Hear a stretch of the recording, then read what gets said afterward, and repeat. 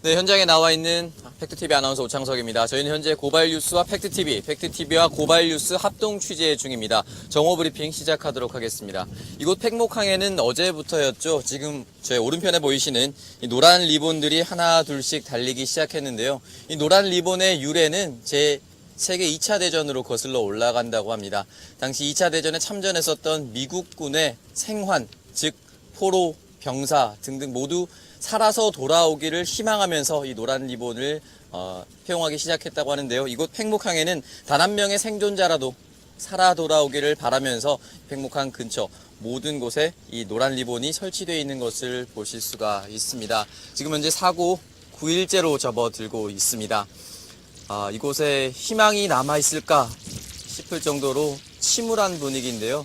너무나도 적막함, 저희가 생각하는 상황입니다.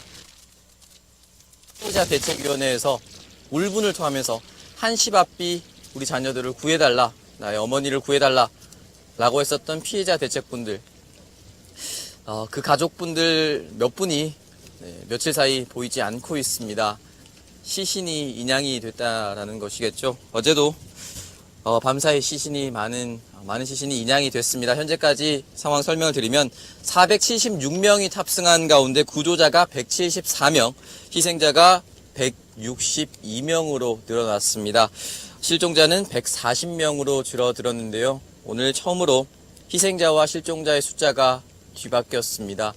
희생자의 숫자가 실종자 수를 넘어섰다는 것입니다. 어제 밤사이 있었던 구조 작업 중에 많은 시신들이 발견되었었는데요. 첫 번째로 많은 누리꾼들이 가슴 아파했었던 것입니다.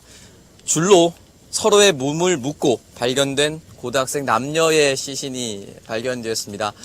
차디찬 바닷속에서 얼마나 무섭고 힘들었을까요? 끝까지 포기하지 않으려고 서로의 몸을 묶고 정부 구조당국의 그 요청을 기다리고 있었을 것입니다.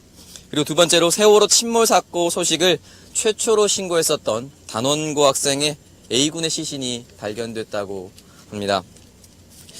네, 이와 함께 많은 소식들이 어제 저녁에 전해졌는데요. 많은 분들이 이 소식에 분통을 터뜨렸을 것입니다. 현재 민관군이 합동 수색을 벌이고 있다라고 정부 그리고 많은 기성 언론들이 보도하고 있었죠. 사실 어제였습니다. 민간 잠수사 대표 그리고 민간 잠수사 100여 명이 집단으로 철수하는 사건이 벌어졌는데요. 알고 보니 이 민관군에서 민은 언딘이라는 민간업체의 주도로 이루어졌던 것으로 보입니다. 따라서 정부 계약 업체만 잠수를 허용했다고 하는데요. 그 민간 잠수사 대표는 실제로 자신들이 와서 가장 먼저 가이드라인을 설치한 것이 민도 아니고 관도 아니고 군도 아닌 민간 잠수부였다고 합니다. 그렇게 목숨을 걸고 또는 심지어 목숨을 내던지고 이곳 현장에 자원봉사를 하러 온 민간 다이버들에게 구조의 기회는 없었습니다. 즉 정부계약 업체인 언딘에게만 몰아줬는데요. 사실 이 언딘이란 업체를 맹목적으로 비판하기도 그렇습니다. 정부계약 업체이기 때문에 당연히 주어진 임무를 수행하고 있는 것이겠죠. 그렇다면 문제는 이 언딘과 민간 잠수사들 그리고 해경 측을 제대로 연결해주지 못한 역시나 컨트롤 타워의 부재, 그것이 가장 큰 문제가 아닌가라고 저는 생각을 해봅니다. 역시나 정부가 컨트롤 타워의 역할을 수행을 제대로 하지 못하면서 구조자는 전혀 발생되지 않았고 시신만 계속해서 이곳 팽목항으로 도착하고 있습니다. 이에 대해서 16일 사고 첫날에는요, 김장수 실장을 비롯해서 국가안보실에서 주도적으로 컨트롤 타워 역할을 했다라고 발표를 했습니다. 하지만 어제였죠. 민경욱 청와대 대변인이 사실상의 컨트롤 타워는 국가안보실, 즉 청와대가 아니다라고 했습니다. 법률상으로는 컨트롤 타워가 중앙재난안전대책본부, 즉 해수부라고 밝혀만 했는데요. 지금 누가 컨트롤 타워다, 아니다 밀어주고 남 탓하고 그런 것이 중요한 것이 아닙니다. 설사 중앙대책본부가 법률상으로 컨트롤 타워 역할을 한다 하더라도 그것을 통제하고 있는 것은 역시나 대한민국의 정부입니다. 그 밑에 산하기관이 제대로 역할을 수행하지 못한다면 청와대도 그 책임을 통감하고 있다, 사과드린다, 이 말 한마디가 그렇게 어려웠을까요?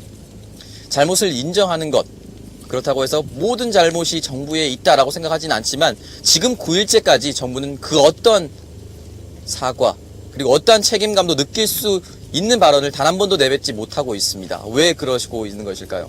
국민이 존재하는 이유는 국가가 있기 때문이죠. 그리고 국가가 국민에게 가장 먼저 해줘야 될 것은 기본적인 생명권의 보장입니다. 지금 국가는 아무런 것을 하지 못하고 있습니다. 사실상의 9일간의 정부 공백 사태를 보고 계신 것입니다. 네, 그리고 마지막으로 하나 더 소개해드리자면요. 사고 당일 많은 해경과 주위 인근의 어선들이 구조자를 구조했습니다. 즉 당시에 탈출자들을 구조했던 것이죠. 사실 해경 측이 이것을 구조했다라고 보기는 어렵습니다. 당시 배에 타고 있었던 탑승객 몇몇 분들이 자진해서 탈출을 시도했고 물에 빠진 승객들을 해경과 어선들이 구조했기 때문이죠. 이와 관련해서 당시 구조작업에 참여했었던 첫날 구조작업에 참여했었던 에이스호와 진도호의 선장이 일간지와 인터뷰를 나눴습니다. 이런 말을 남겼습니다. 만약 당시에 뛰어내리기만 했었다면 우리가 모두 구할 수 있었다 라고 말을 남겼습니다. 선장의 책임 그리고 승무원의 책임이 또 한 번 도마 위에 오를 수밖에 없는 발언이라고 생각합니다. 그런가 하면 다른 승무원 그리고 끝까지 현장에 남아서 학생들 한 명이라도 더 살려볼까 하는 마음으로 자신의 몸은 배에 남겨둔 채 그 탑승객을 구조했었던 많은 누리꾼들이 현재 그분들을 의사자로 지정을 해야 한다. 그리고 외신들은 그들은 영웅이었다라고 했습니다. 영웅이 있었는가 하면 자신의 몸을 챙기기에 바쁜 급급한 사람들도 있었습니다. 지금 9일째 기적을 바라는 것은 너무나도 큰 바람일까요?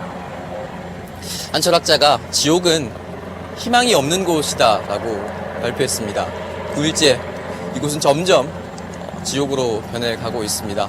하루하루가 지옥 같은 마음으로 보내고 있을 피해자 가족들에게 다시 한 번 더 심심한 위로와 언론인으로서 제대로 된 역할을 수행하지 못하고 있다는 반성을 함께 보내겠습니다. 저는 5시 브리핑 때 다시 돌아오도록 하겠습니다. 현장에서 고창석이었습니다.